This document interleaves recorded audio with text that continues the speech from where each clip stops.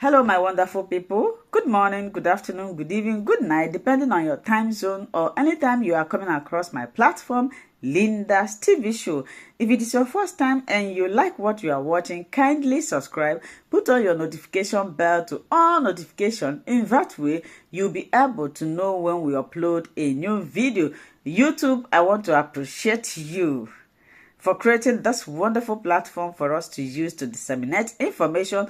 I always put a disclaimer that this platform, Linda's TV show, do not and will not promote violence, hate speech, misleading information, or what have you. We are here to educate, inform the members of the public about the happening, and also to remind YouTube that a call for self-determination is not a call for what? War. So, Christian Association of Nigeria. I just read that you guys have gone to the media, as expected, to dismiss the claim of Christian genocide in Nigeria. I read that. I wasn't told. I read it. One Abimbola from Christian Association of Nigeria has gone to tell the whole world that all of this is just noise.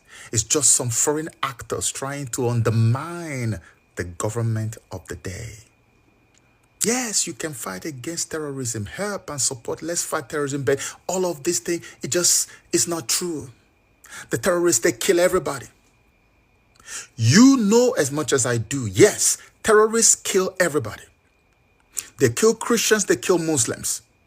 But there has never been any question, any doubt whatsoever as to whether Christians are being systematically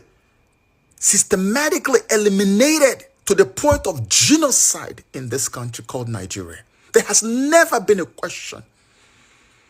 Because you don't have the figures. I posted the figures recently because you guys will not go and take your time to get the numbers of casualties. Some other people did it for you. As at this year, 2025, it's about 125,000 Christians and about 60,000 Muslims. And you tell me there is no Christian genocide in Nigeria? And yet Nigeria is about the worst place to be a Christian? And yet Nigeria recently became the country with the worst life expectancy. And you tell me Christian genocide is not happening. You guys are cursed. You know, the Christian Association of Nigeria has been a very active and vibrant arm of any government that is in power. You guys have never in your lives been on the side of Christians. You have never openly made any major move to say that you are angry with what is happening to Christians in Nigeria. I've never seen any move, no action. You are Christian Association of Nigeria. Tell me what time in the history of your formation, especially since Boko Haram had dawned on Nigeria, that you guys ever took a decision and made a move to challenge the government narrative or position on the killings. Not once. And today you are here again defending the actions of the government of the day. At the time that people are being killed, Christian villages, Christian farms are being completely taken over by terrorists. When they kill some Muslims, you'll be like, oh, but they are killing Muslims too. So because of that, there is no Christian massacre, there is no Christian genocide. Christian Association of Nigeria, I hope and pray that Christians all over the country, Nigeria, will know that you guys are not Christians. That even if you are fake Christians, and that you are not there to protect or fight for the interest of Christians. I said it on record. And we can go back into memory lane and look at all of your antecedents, all of them anti-Christian. You guys are a curse on the body of Christ. And all I can say is, may the God of heaven rebuke all of you one by one. You see, because of tribe, because of tribe and politics, you will now whitewash something that is going to affect so many people, even if the foreigners who are campaigning against this government for their inaction over Christian massacres, even if they have an ulterior motive, even if there's something else they have in mind, why would you stand there and sugarcoat something that is known to even an unborn child, that there is a massive unfolding Christian genocide in Nigeria? We don't need Americans to tell us. Are you guys sick in your minds? You stupid things and claim you are Christian. Asso. Christian who?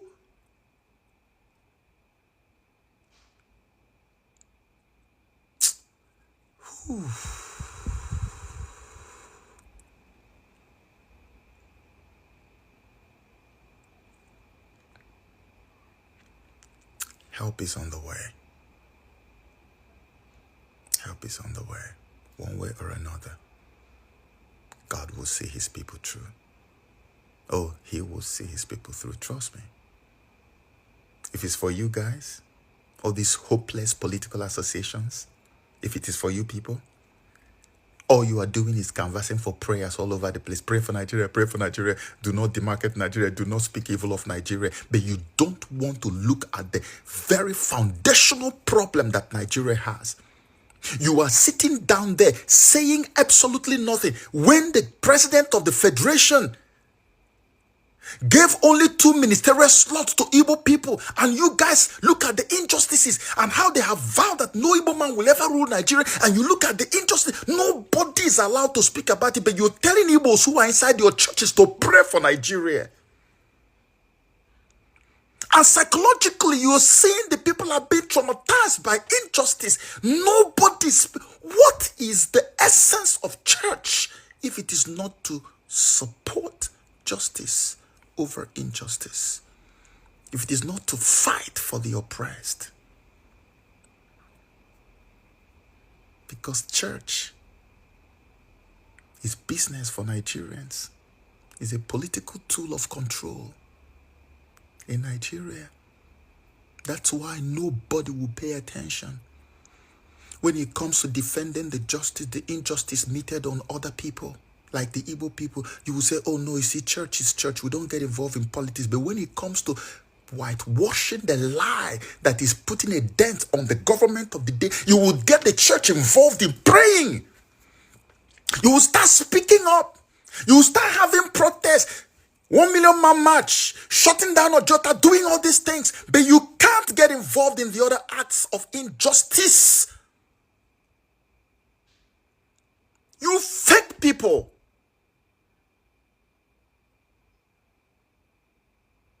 I say it again. The help is on the way. By the special grace of God. One way or another. God bless you. Someone asked me a very, very important question that I wanted to answer publicly. He said to me, Joe, why don't you support One Nigeria? And I asked him, what is One Nigeria? And he said, One Nigeria is uniting everyone under one umbrella, one name, Nigeria, so that we can become one and love one another, so that all the divisions will disappear. Bottom line, unity. That's what he said.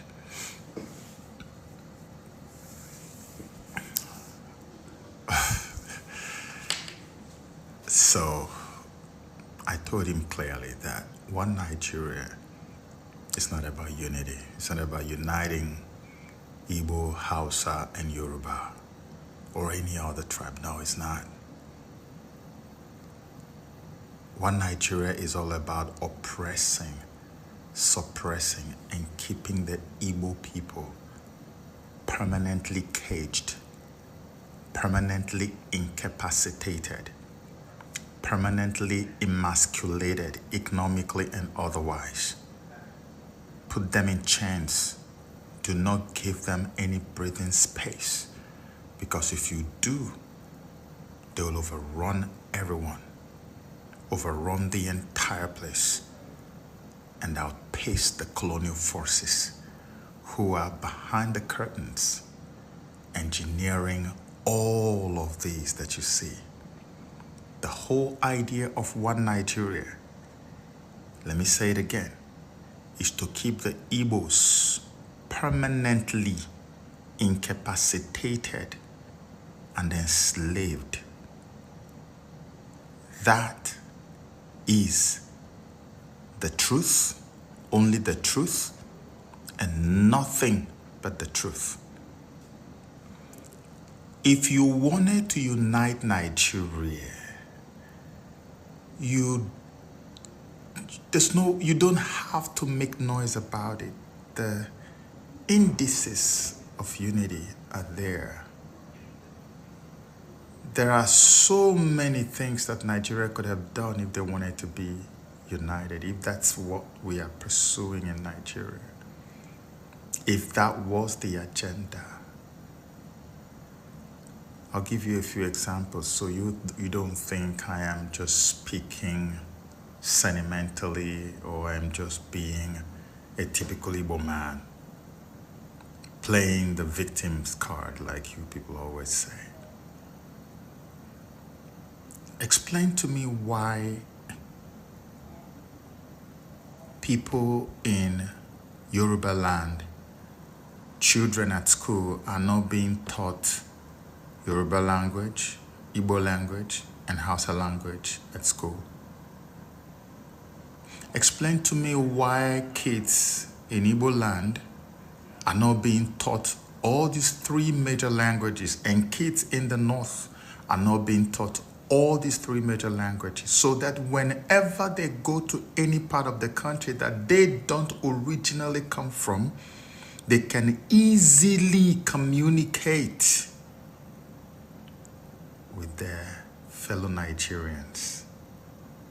If an Igbo child gets up from Igbo land and gets into Yoruba land, if a Yoruba child gets up from Lagos or anywhere in Yoruba land and gets to the north, they will never have a single language barrier. They will speak to whoever is there and they will understand. If this was implemented when I was in primary school, even secondary school, by now our own children will be the next generation that is carrying on them this mandate of unity, a very critical aspect of that unity that you say they are looking for, which is not what they're looking for. If unity was the agenda, why is it that the military was structured in such a way that there is a massive lacuna between the military in Nigeria and the people of Nigeria, the civilians?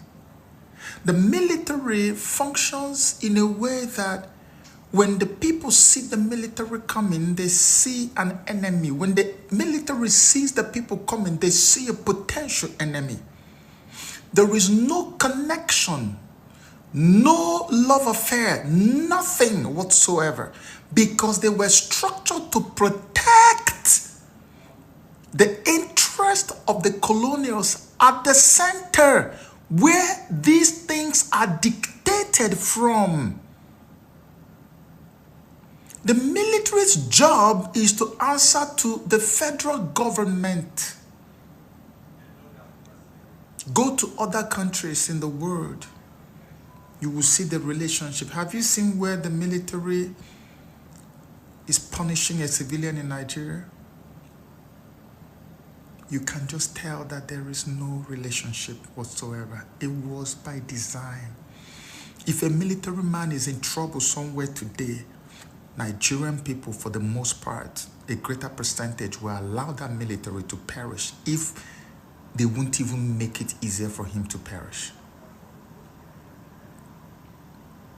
Because there is an enmity that is created between the two.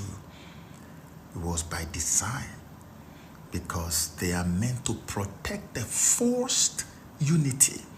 So that if anybody wakes up and says, I am tired of this fake unity, I want to have my own freedom, the military will step in. If anybody challenges anything that has to do with the fake union, the military will step in. Rather than saying, no, the people have the right to say they don't want. We are the military, we will stand with the people. No, but the military will stand with the federal, which represents the colonial interest.